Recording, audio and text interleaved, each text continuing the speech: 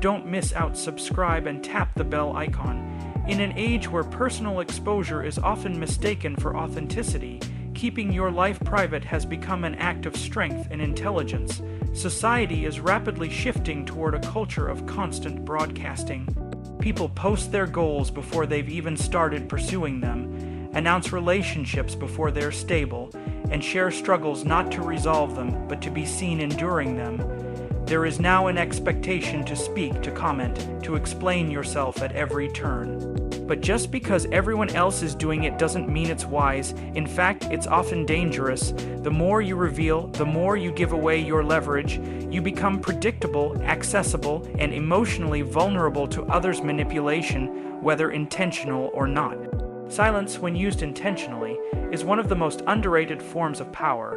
It doesn't mean passivity. It doesn't mean repression. It means control. It means choosing what to say, when to say it, and most importantly, what to keep to yourself.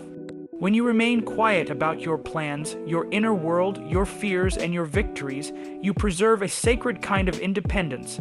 You are no longer performing for an audience. You are living for purpose, not applause. This doesn't mean isolating yourself from the world, but rather understanding that not everyone deserves access to the most intimate parts of your mind or your journey. People often mistake transparency for honesty, but they are not the same. Honesty is rooted in integrity. Transparency in excess is a performance.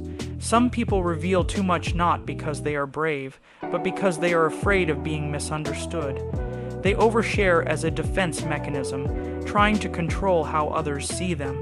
But the more you try to explain yourself, the more people will try to put you in a box, and once you're in that box, once people believe they know everything about you, they stop listening. You become another predictable character in the script of their assumptions. When you practice privacy, you resist that box. You leave room for depth, unpredictability, and evolution. You are no longer trapped by people's fixed perceptions of who you are, because you haven't given them the pieces to build that narrative. This keeps you flexible, emotionally protected, and difficult to control. It also cultivates a quiet confidence, one that doesn't need to shout or prove anything.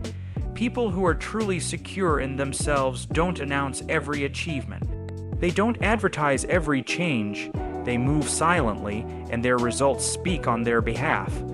Additionally, silence forces you to confront your own thoughts without the noise of other people's opinions. You begin to listen inward instead of always broadcasting outward. This internal clarity allows for sharper decision-making and stronger boundaries. Not every challenge needs to be discussed. Not every emotion needs to be aired. Not every victory needs to be celebrated publicly. The discipline to keep your life private also protects your peace.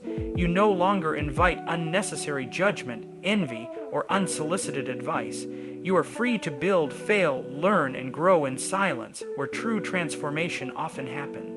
In relationships, this practice becomes even more valuable.